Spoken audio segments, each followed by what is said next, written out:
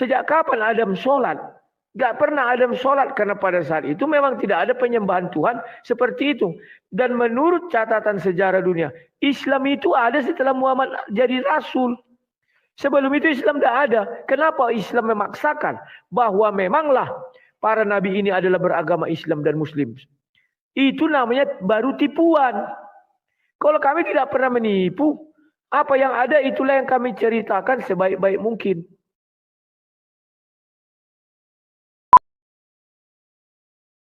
Silakan. Mau bertanya apa yang ditanya, silakan. Mau bertanya saya. Boleh, silakan berganti aja, motong-motonganku agak sakit. Silakan. Siap, ya. Matikan dulu lagu-lagu matikan karena matikan dulu lagu-lagu ada aku dengar backsound itu. Oke, di sini ya. Karena aku sudah jauh ya. Nah, aku mau ya karena masuk nanti di YouTube bertanya. kena itu. Oke, siap. Kenapa di dalam Alkitab ya aku dapati silsilah Yesus itu ada dari silsilah Daud, silsilahnya Yusuf. Sementara kita tahu bahwa Yusuf itu bukan bapak kandung Yesus. Suara lagu-lagu. Nah, kira-kira dikurangi suara lagu-lagu belakang tuh bisa enggak? Ya, Yeng. Halo. Kira-kira menurut dikurangi saudara, aja bilang dikurangi. Oke. Kira-kira menurut saudara, kenapa di dalam Bible itu malah memasukkan silsilah daripada Yusuf? Bukankah itu menurut saya tidak ada hubungan sama sekali? Karena Yusuf itu bukan bapak kandung daripada Yesus. Apakah itu bukan kebohongan yang di dalam Bible itu, saudara? Apa bisa dijelaskan tali darahnya Yusuf itu dengan Yesus itu macam mana? Sedangkan Maria itu sudah hamil sebelum dikawini oleh yang namanya Pak Yusuf itu. Nah, apakah itu bukan kebohongan itu, saudara? Silahkan dijawab. Oke, aku jelaskan, matikan mic-mu dulu. Ya. Memang di situ ada perintah dari malaikat. Yusuf mengambil istri Maria kan perintah dari malaikat, ya. Maka ini untuk menghindari yang namanya, kalau orang zaman sekarang dibilangnya menghindari fitnah. Biar dibilang jangan berzina. Yang kedua, kalau orang dalam tradisi Yahudi, seorang anak untuk disunatkan harus ikut ayah dan ibunya. Kalau zina tidak boleh masuk ke sana, kan begitu ya. Kalau alasan-alasan duniawi. Nah, sekarang saya membuat sebuah perbandingan. Kamu tahu si Hawa? Secara literal, siapa ayahnya si Hawa dan siapa ibunya si Hawa? Si Hawa tidak punya ibu, kita bilang kan. Si Hawa tidak punya bapak. Ternyata faktanya, ayahnya si Hawa itu ya Tuhan. Karena Tuhan yang menciptakan dia kan. Sama dengan si Adam. Siapa ayahnya Adam? Tuhan. Tapi ada satu hal yang lucu. Siapa ibunya si Hawa? Ternyata ibunya si Hawa si Adam. Dan sekaligus bapak duniawinya. Ah ini. Ya. Adam tidak akan mungkin melahirkan. Paham ya? Maka ditanya, berarti Hawa ini bapaknya siapa? Harusnya kan Tuhan, karena Tuhan yang menciptakan dia. Sama dengan si Adam, bapaknya Tuhan. Sekarang si Adam, siapa ibunya? Ibunya tidak ada, karena dia tidak terlahir dari hasil persetubuhan. Ingat ya? Maka bapak dan ibunya adalah si Adam. Nah, setelah manusia jatuh dalam dosa, maka harus ada seorang anak itu harus ada dari hasil persetubuhan atau dari hasil sel telur menemukan sel sperma. Sel sperma menemui sel telur. Pertanyaannya, Yesus ini apakah ada yang membuahi sel telurnya si Maria? Hebatnya Bible dikatakan di Yohanes 1 ayat 14, firman menjadi manusia. Bukan dikatakan sel telur, firman membuahi sel telur, enggak ada. Kalau sudah menjadi manusia, coba pergi ke dokter tanya umur berapa hari atau berapa minggu sejanin itu dikatakan manusia. Kan begitu. Jadi di situ tidak ada proses pembuahan sel telur karena firman menjadi daging atau menjadi manusia. Oke ya, pertama. Yang kedua, nah, baik Maria maupun Yusuf itu bukanlah ibu biologis daripada Yesus dan bukan bapak biologis daripada Yesus. Keduanya bukan ibu biologis dan bukan bapak biologis.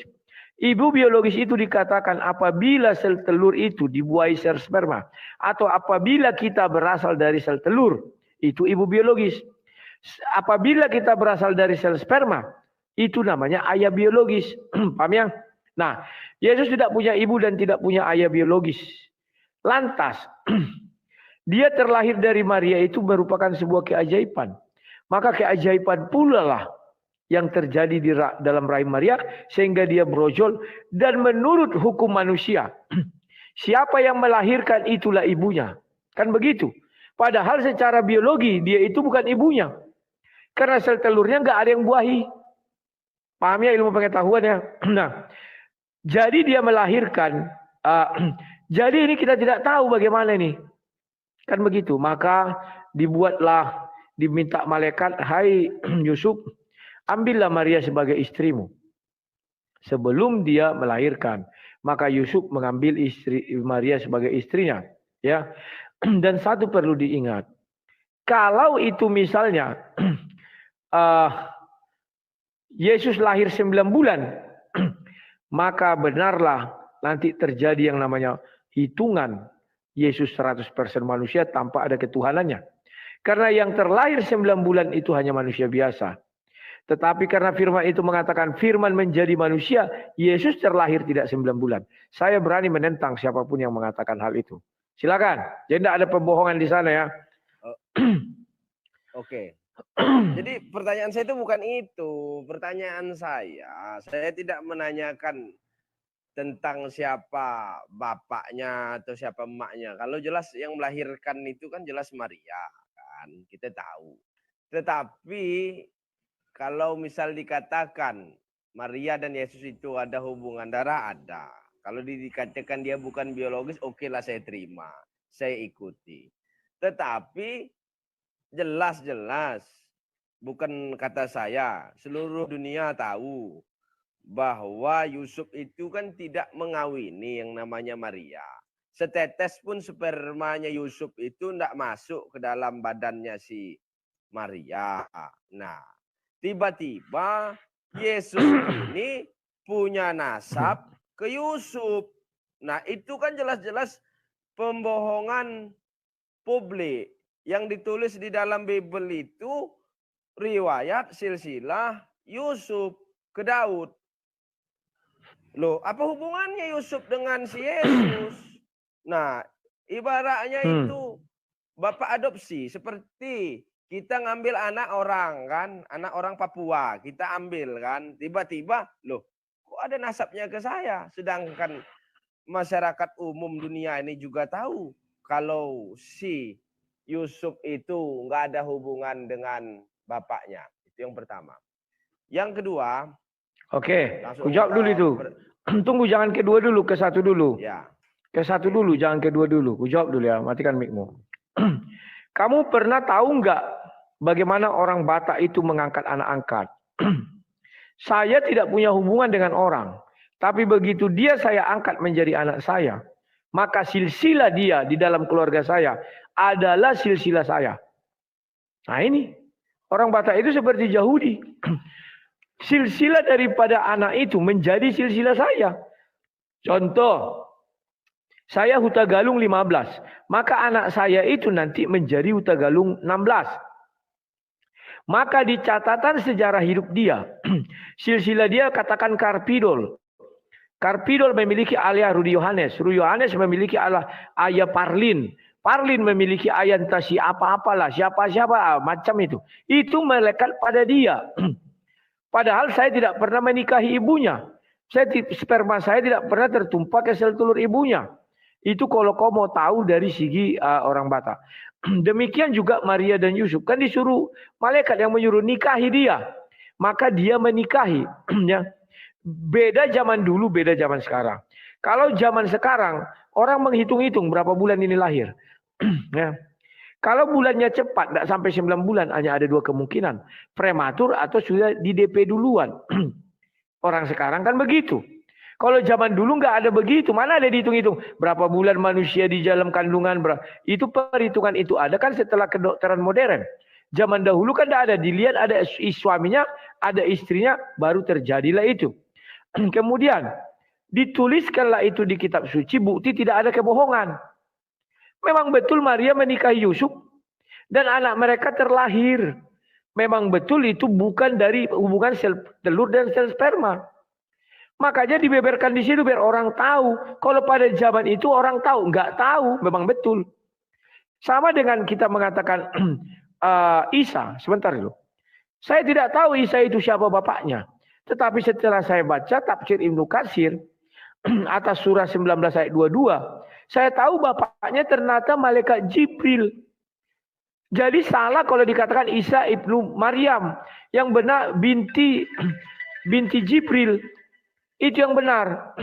Kenapa saya katakan demikian? Lihat tafsir Ibnu Katsir.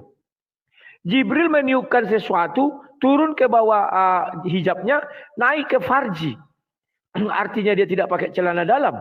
Langsung masuk, yang ditiupnya itu apa yang ditiupnya kok harus masuk melalui farji? Kenapa tidak masuk melalui hidung, melalui mulut? Harus itu. Artinya ada pembuahan.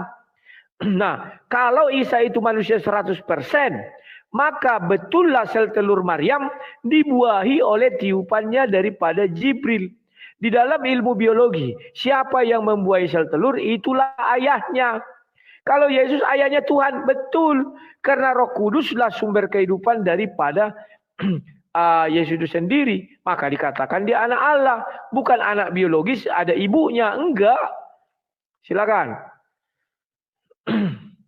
Baiklah, saya akan coba terima walaupun itu jawaban itu tidak memuaskan hati, saya akan terima. Saya langsung saja ke kedua ya. Pertanyaan saya yang kedua. Silakan. Juga tentang kebohongan di dalam Bible, apa buktinya? Waktu itu Yesus naik ke gunung dengan muridnya. Diajaklah muridnya itu naik ke atas gunung, ya. Di sana mereka mengaku, ada tertulis ini dalam Bible, bukan karangan saya. Mereka mengaku bertemu dengan Elia dan Musa. Lalu Allah berbicara dari dalam awan terang. Nah, bukankah kita tahu Elia dan Musa itu berbeda zaman dengan Yesus? Jelas-jelas itu cerita menurut saya omong kosong bin tidak masuk akal yang tertulis di dalam Bible. Kenapa? Karena Musa sudah mati. Musa sudah mati. Dan Elia pun sudah diangkat ke sana. Bagaimana mungkin bisa bertemu di zaman Yesus? Di atas gunung. Muridnya mau mendirikan 3 tenda. 1 untuk Yesus, 1 untuk Elia, 1 untuk Musa. Coba. Tahun berapa Musa mati? Tahun berapa Elia itu pergi dari bumi ini, dunia ini? Tiba-tiba di sana mengaku-ngaku bertemu dengan Elia dan Musa. Nah, lalu Allah berbicara dari awan yang terang itu. Nah, menurut saya ini adalah kebohongan yang sangat nyata yang tertulis di dalam Bible. Itu yang pertama. Oke. Ya. Sudah pertama dulu. Ya, pertama. Jawab, matikan mic-mu. Ya. Terima kasih kau mengakui hal-hal seperti itu kebohongan. Berarti kau mengakui Al-Quran dan hadis itu kitab pembohong. Kenapa demikian? Pernah enggak kau dengar bahwa Muhammad itu memimpin sholat para rasul, para nabi? Itu bohong besar itu. Tahun berapa itu semua nabi itu masih hidup apa enggak? Udah mati semua. Karena di dalam Al-Quran dikatakan tidak ada manusia yang hidup sebelum Muhammad. Berarti kau mengatakan itu bohong. Kan begitu. Kemudian Muhammad naik ke Sidratul Muntaha. Langit 1, 2, 3, 4, 5, 6, 7. Di situ dia bertemu dengan Adam yang sudah mati. Berarti itu juga pembohong. Hadis itu pembohong. Kalau merujuk ucapanmu. Jadi memang kau tidak boleh beriman. Ateis saja. Baru ganti itu jangan Islam bertanya, tapi ateis bertanya buat namamu. Sudah. Nah, sekarang kalau merujuk kepada ajaran Bible. Saya berkali-kali menjelaskan kepada semua orang. Menurut Keluaran 34, Musa tidak mati. Kenapa tidak mati? Karena dia ditinggalkan dalam kondisi sehat walafiat, umurnya terus 20 tahun. Dan ingat, Keluaran 7 ayat 1 dia diangkat menjadi Tuhan bagi Fir'aun. Apakah Tuhan bisa mati? Enggak bisa mati Tuhan. Menjadi Allah bagi Fir'aun. Musa tidak akan pernah mati karena dia pernah diangkat menjadi Tuhan bagi Fir'aun. Tuhan tidak pernah akan mati. Pertanyaan itu yang pernyataan saya pertama. Yang kedua, penulis selanjutnya betul adalah Yosua. Yosua menuliskan Musa mati, tetapi mereka tidak tahu di mana kuburnya.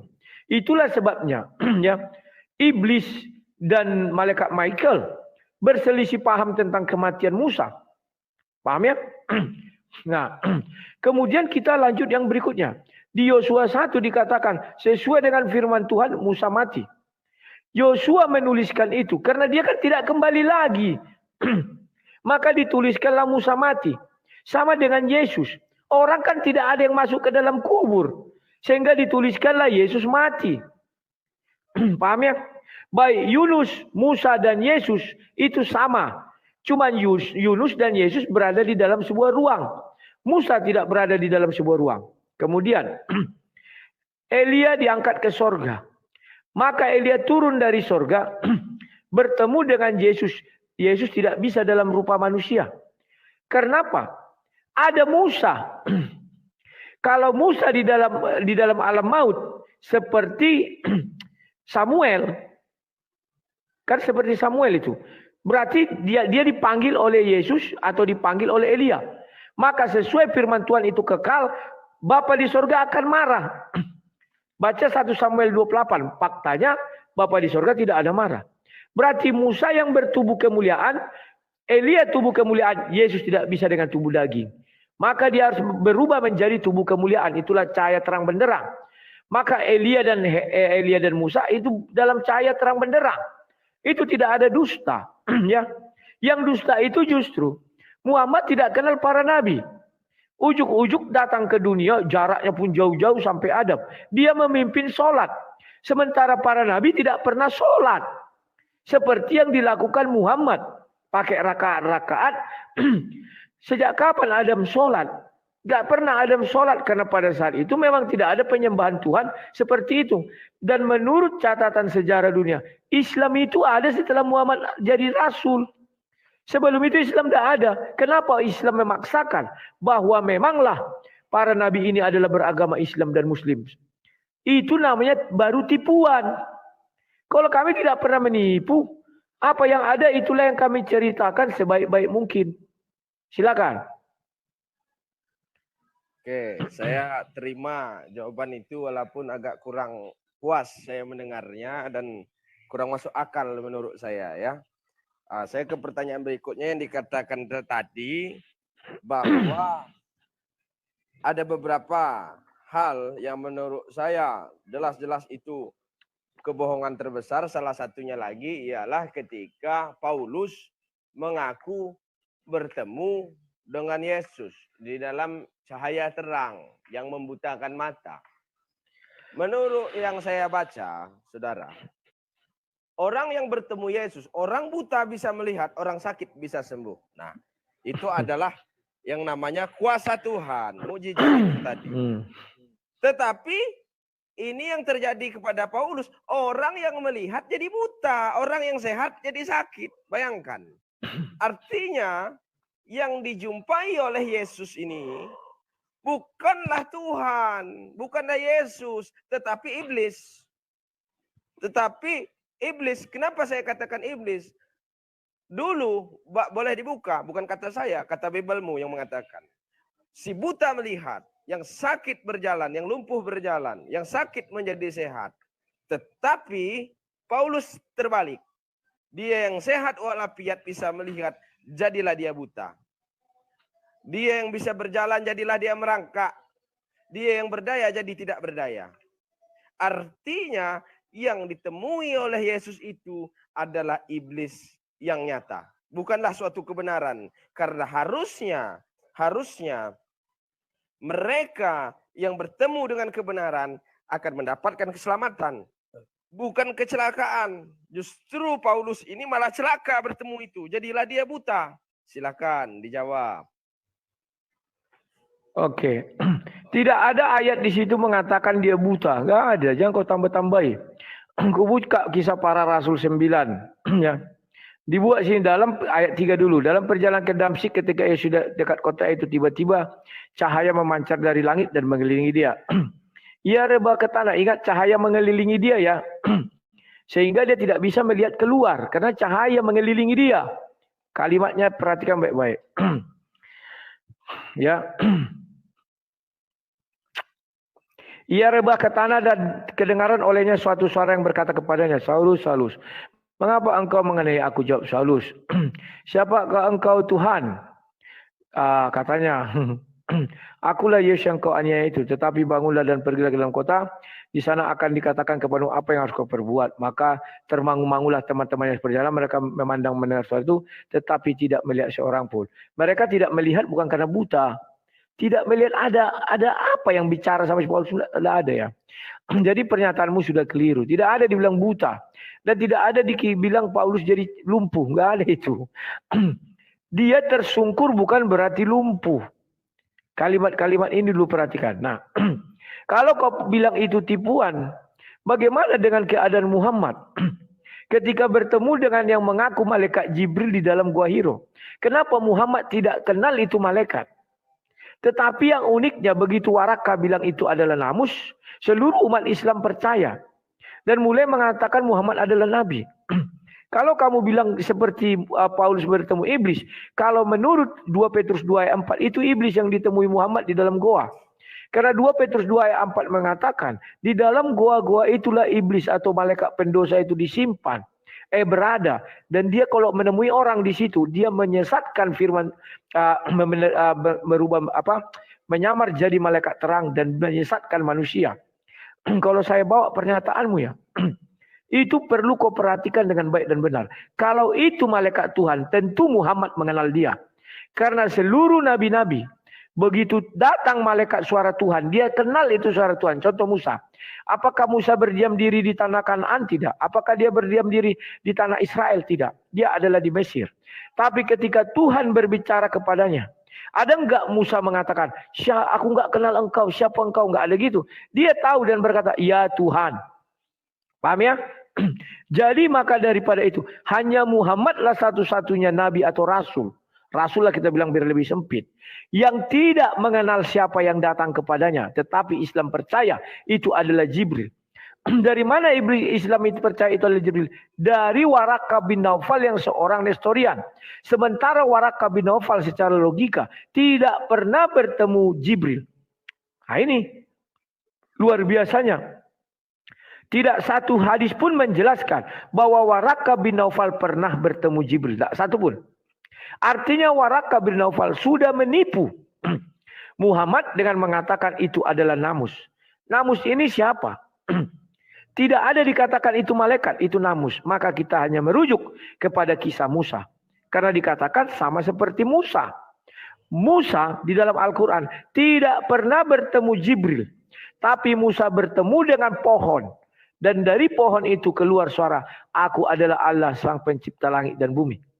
Sementara yang bertemu dengan Muhammad tidak mengatakan dirinya aku adalah Allah, tetapi dikatakan bacalah, bacalah, bacalah dengan menyebut nama Tuhanmu. Dia tidak mengatakan aku adalah Allah pencipta langit dan bumi.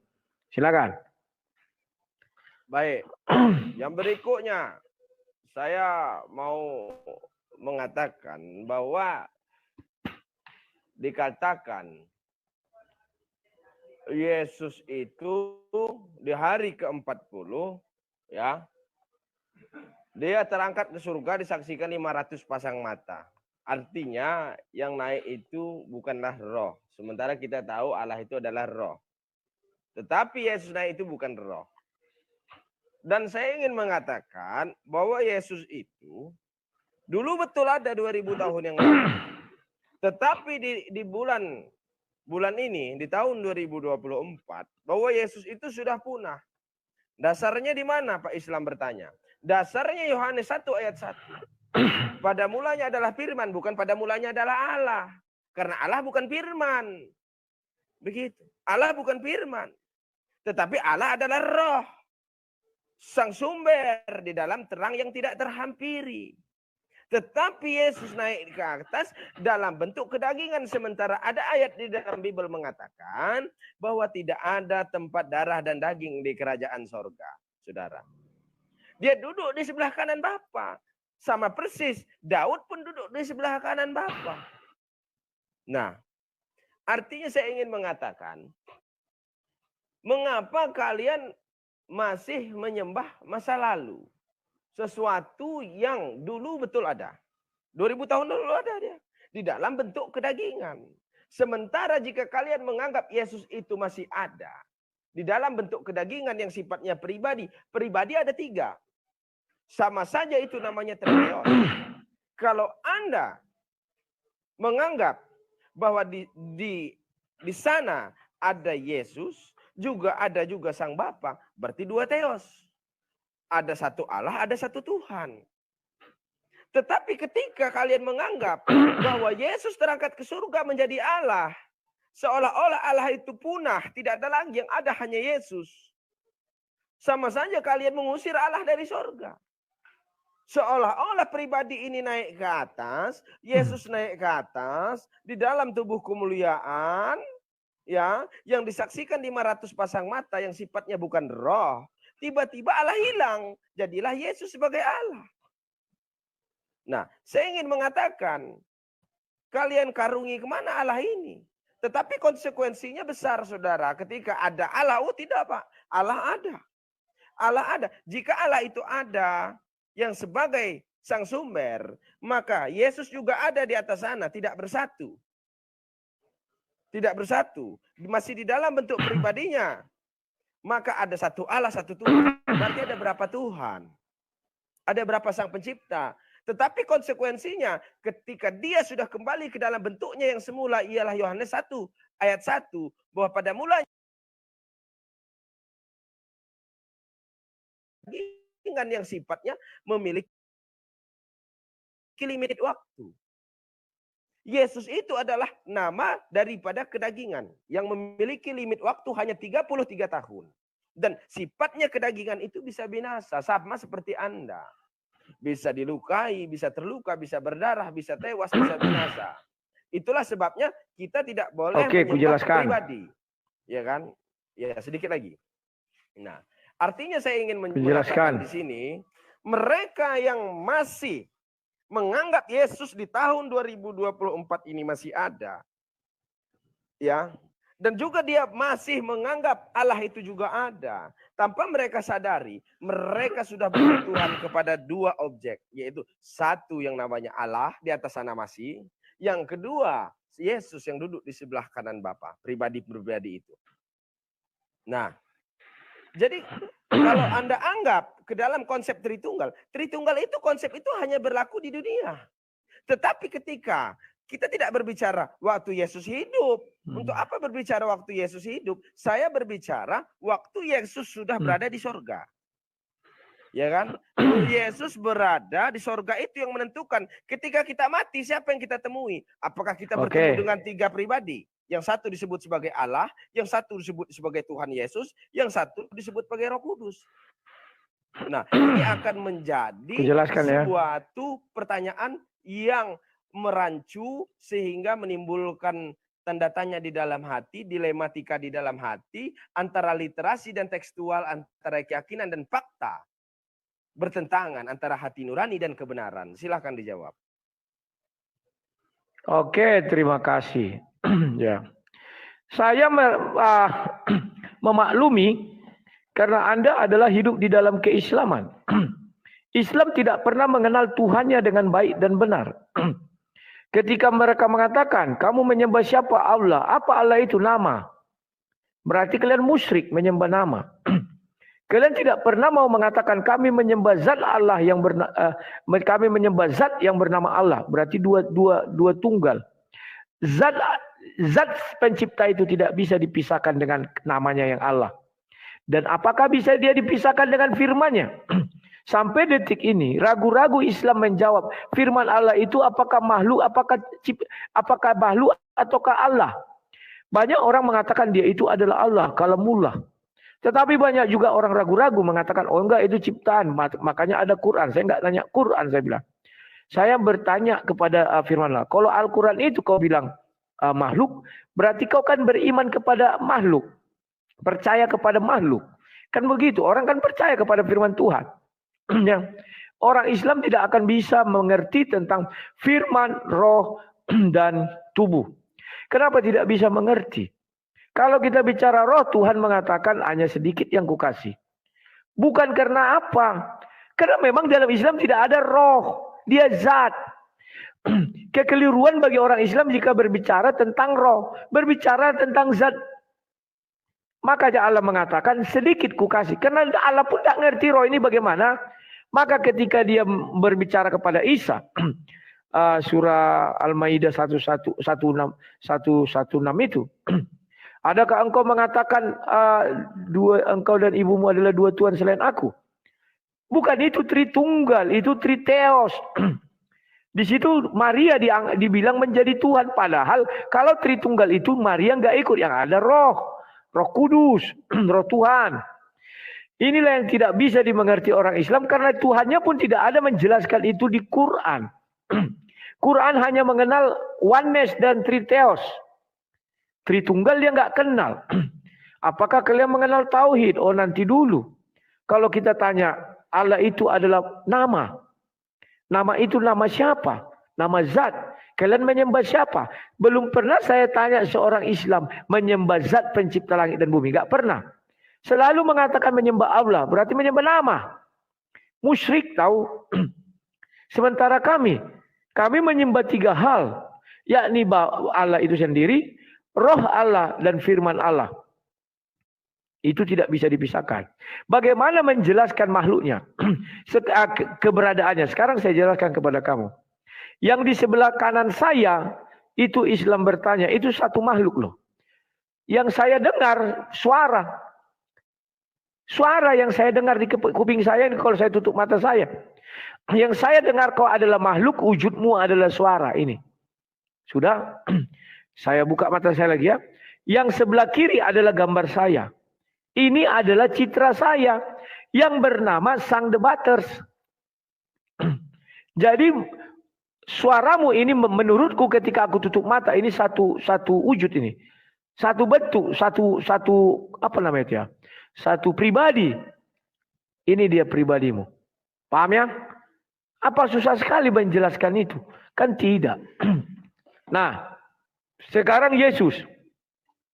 Kapan Yesus menggunakan tubuh kemuliaan? Karena darah dan daging tidak bisa masuk ke dalam kerajaan surga. Betul. Perhatikan.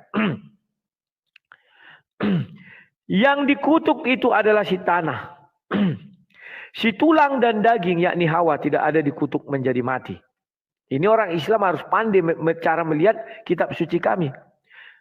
Orang mengatakan Hawa mati, saya mengatakan tidak. Karena Hawa tidak terkutuk menjadi mati, tapi sakit melahirkan. Baca saja Kejadian 3. Kenapa Hawa tidak mati? Karena hukum itu hanya berlaku bagi si Adam. Nah, itu yang pertama. Yang kedua, Maria juga tidak, Yesus itu terlahir juga dari seorang perawan. Maria, kenapa terjadi seperti itu? Itu adalah penggenapan daripada Kejadian 3 ayat 15. Aku akan mengadakan permusuhan antara engkau, iblis, dengan perempuan ini. Kalau Adam mati, Hawa mati, maka sudah bisa dipastikan tidak ada lagi permusuhan antara iblis, setan, dengan manusia. Enggak ada. Yosli Kuek, terima kasih. Permusuhan itu abadi, kekal. Maka Hawa sampai hari ini tidak boleh mati. Kalau dia mati selesai permusuhan. Firman Tuhan itu kekal. Yang kedua, keturunan perempuan ini akan meremukkan kepalamu. Jadi, Yesus itu adalah bukan berasal dari keturunan si tanah. Karena Maria tidak ada hubungannya dinikahi oleh laki-laki manapun. Sehingga di dunia ini yang tidak mati karena dosa ada dua, yakni Henok dan Elia. Di dunia ini yang tidak bisa mati karena mereka bukan dari tanah ada dua juga, yakni Hawa dan Yesus Kristus. Nah ini, biar tahu. Nah, tetapi Yesus mengatakan darah dan daging tidak bisa masuk ke dalam kerajaan surga. Betul. Lantas kapan Yesus menggunakan tubuh kemuliaannya? Begitu dia turun dalam kerajaan maut, ya. Dia menggunakan tubuh kemuliaannya karena hanya tubuh kemuliaan yang bisa mengalahkan si iblis. Daging tidak bisa mengalahkan iblis karena daging lemah. Dia bisa berdosa dan masuk ke dalam tanah. Yang turun ke dalam kerajaan maut itu adalah roh manusianya. Roh ketuhanan tidak bisa tunduk di dalam alam maut. Roh kita, roh kemanusiaan kita yang di dalam alam maut. Maka daripada itu, Yesus dikatakan di dalam beberapa ayat adalah bangkit. Sudah. Sebenarnya ingat ya, saya sudah membagi dua. Bahwa Yesus itu tidak di luar kubur dikatakan mati, di dalam kubur tidak. Dia sudah kembali kepada tubuh kemuliaannya. Terima kasih Jesip. Yesus kembali kepada tubuh, tunggu dulu. Yesus kembali kepada tubuh kemuliaannya. Oke? Itulah sebabnya ketika wanita ingin memegang Yesus, Yesus katakan, jangan, aku belum kembali kepada Bapa. Matikan mikmu. Karena roh itu suci, wanita itu terkutuk. Sesuatu yang suci dari sorga tidak bisa langsung dipegang manusia. Kalau kemarin bisa dipegang manusia Yesus, karena dia dalam wujud daging. Sekarang dia tidak wujud daging. Tidak bisa dipegang manusia yang suci ini. Itulah sebabnya saya sudah dapat rahasianya. Kalau dulu saya bilang ketika naik ke atas, tubuhnya luruh menjadi debu. Setelah saya pelajari Bible, di dalam kubur itulah dia sudah menggunakan tubuh kemuliaan. Dia tidak bisa dipegang oleh wanita. Paham ya? Tetapi Thomas bisa memegang. Kenapa Thomas bisa memegang? Kan dipegang di lubang itu. Ya, karena laki-laki sama laki-laki itu tidak ada hukumnya ya untuk memegang itu. Karena yang suci itu, Yesus kan suci, gak bisa dipegang wanita, belum bisa. Tunggu, aku belum kembali kepada Bapakku katanya. Tapi kalau Thomas karena laki-laki sama laki-laki, dia pun hanya melihat gini aja, ya, dia melihat lubang itu aja ya. Nah itulah, dan memasukkan jarinya itu. Itulah sebabnya aku katakan, Yesus naik ke sorga itu dengan tubuh kemuliaan lagi. Karena dijemput oleh malaikat. Ya, sama dengan Elia. Dia kan dijemput oleh malaikat juga dengan kereta api. Sesuatu yang kereta kuda yang berapi. Sesuatu yang dijemput oleh malaikat itu harus berganti tubuh dengan tubuh kemuliaan. Lah lantas Elia kapan dia berganti tubuh kemuliaan? Hebatnya Bible dijelaskan dia naik kereta kuda yang berapi. Artinya api akan memakan hangus daging ini sehingga dia berganti dengan tubuh kemuliaannya. Kalau Henok memang tidak dijelaskan. Tapi dia dikatakan Tuhan mengangkat dia langsung.